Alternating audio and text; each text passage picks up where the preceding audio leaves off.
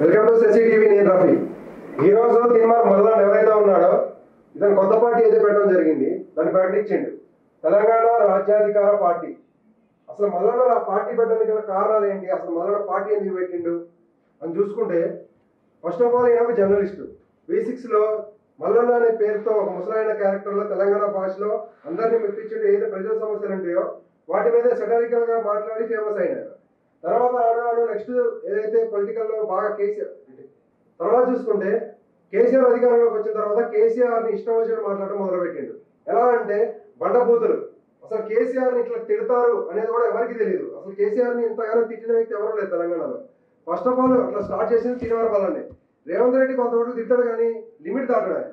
కానీ తీన్మార్ మల్లన్న మాత్రం ఏకధాటిగా తిట్లే. పాతాల పోషెట్ అని, ఆ షెట్ అని, ఈ షెట్ అని, కవిత కుటుంబాన్ని మొత్తాన్ని, ఏదైతే కేసీఆర్ కుటుంబం ఉందో కేసీఆర్ కుటుంబాన్ని, కవిత కుటుంబాన్ని టార్గెట్ చేసి పడేసింది. అట్లా ఫేమస్ అయిపోయాడు. అట్లా జనాల్లోకి వెళ్ళిపోయాడు.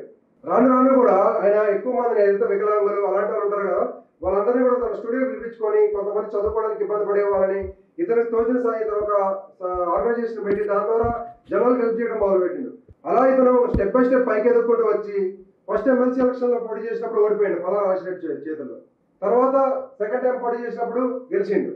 యాక్చువల్గా ఈయన ఫస్ట్ ఏదైతే కేసీఆర్ మీద విమర్శలు చేసిన తర్వాత యాక్చువల్గా ఇతను జైల్లోకి పోయిండు. అప్పుడు ఇంకా ఫేమస్ అయిపోయిండు.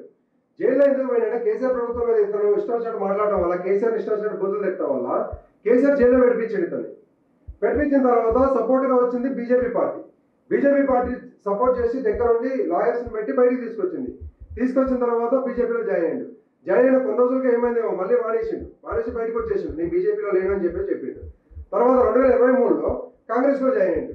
ఒక విధంగా చెప్పాలంటే కాంగ్రెస్ పార్టీ అధికారంలో ఉంది ఈ రోజు. అంటే ఆ రోజు మల్లన్న పాత్ర ఎంతో కొంత కాదు, చాలా వరకు ఉంది. ఎందుకంటే ప్రతి ఒక్కరు ఈ రోజు శాటిలైట్ తో పాటు శాటిలైట్ ఛానల్ చూడడం మానేసి శాటిలైట్ కంటే ఎక్కువ కూడా యూట్యూబ్ ఛానల్స్ మీద ఫోకస్ చేస్తున్నారు.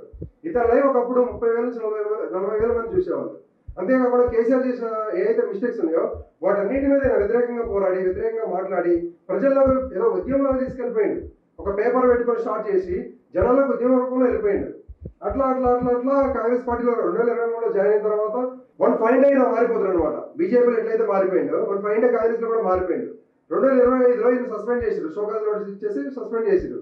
అసలు ఈయన కాంగ్రెస్ పార్టీకి దూరం కావడానికి ఇంకొక మేజర్ గా జరిగిన ఇష్యూ ఏంటంటే, ఏదైతే బీసీ కులగణన ఉందో దానికి సంబంధించి కూడా ఈయన అదంతా రాంగ్ అని చెప్పేసి లైవ్ లో వాటిని కాల్ చేయడం, చింపేయడం అలాంటివి చేయడం ద్వారా ఆ కాంగ్రెస్ పార్టీకి దూరం అవ్వకుండా కావాలనే ఈయనకి పర్టికులర్ ప్లాన్ ఉంది. నేను పార్టీ పెట్టాలా, ముఖ్యమంత్రి కావాలని ప్లాన్ అయితే ఉంది ఈయనకి ఫస్ట్ నుంచి.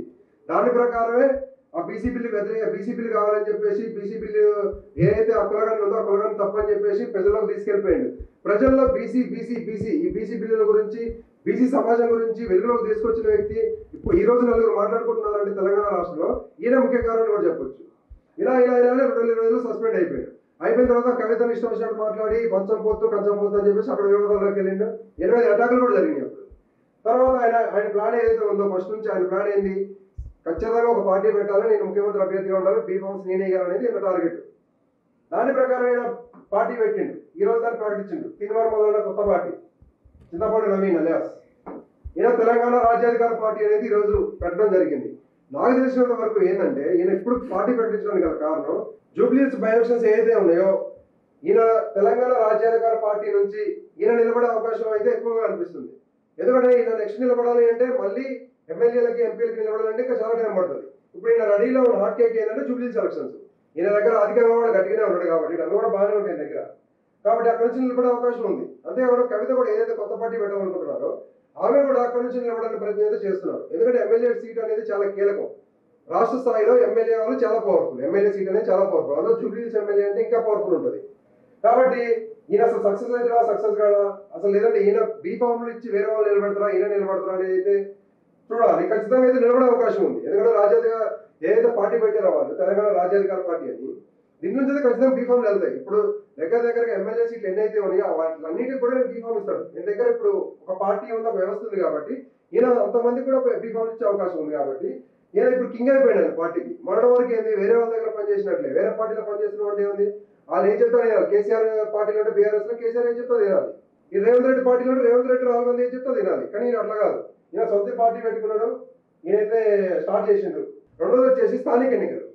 ఏదో సర్పంచ్ ఎన్నికలు, జెడ్పీటీసీ, ఎంపీటీసీ ఉన్నాయో ఇవి ఉన్నాయి. తర్వాత కార్పొరేటర్లు ఉంటాయి. వీటన్నిటి కూడా ఈయన బీఫామ్ ఇస్తాడు. ఇప్పుడు ఎవరి దగ్గరికి వెళ్ళే పని లేదు. ఈయన బీఫామ్ ఇస్తాడు, ఈయన నిలబెడతాడు. చూద్దాం మరి ఈయన ఎడదాకపోతుందో. ఈయన కథ అసలు ఈ పార్టీ పెట్టిన తర్వాత ఎంతమంది జాయిన్ అవుతారు, ఎవరైతే స్పెషల్ గా జాయిన్ అయినట్టు లేరు. ఇప్పటివరకు నేను అక్కడే ఉన్నా, తాజ్కిస్తాన్లో పెట్టిన మీటింగ్. అక్కడ ఎవరు అయితే లేరు అక్కడ. అంటే కొత్తగా పార్టీలో జాయిన్ అవ్వడానికి వచ్చిన వాళ్ళు కానీ, అంటే రాజకీయ నాయకులు కానీ అలా ఎవరు కనిపించలేదు. ఇక్కడ అక్కడ ఉన్న వాళ్ళంతా కేవలం మేధావర్గమే ఉంది. అక్కడ ప్రొఫెసర్లు ఉన్నారు, అలాగే రచయితలు ఉన్నారు, తర్వాత జడ్జిలు, లాయర్స్, అలాంటి వాళ్ళు తప్పితే వేరే స్పెషల్ గా రాజకీయ నాయకులు కానీ, వేరే పార్టీ నుంచి పార్టీలోకి జెండా కప్పుకోవడానికి వచ్చిన కానీ ఎవరు లేరు. మరి అది ఎందుకు ప్రీ ప్లాన్ గా చేసిండో, ఎందుకు చేసిండో అనేది అయితే తెలియాల్సి ఉంది. లేదంటే నెక్స్ట్ ఏదన్నా మీటింగ్ పెట్టి అక్కడ ఎవరైనా వేరే పార్టీలు వస్తా అంటే వాళ్ళు తీసుకుంటాడేమో అయితే చూడాల్సి ఉంది. చూద్దాం మరి తిన్వారు వల్ల ఎంతవరకు సక్సెస్ అయ్యారు ఏంటనేది. Thank you.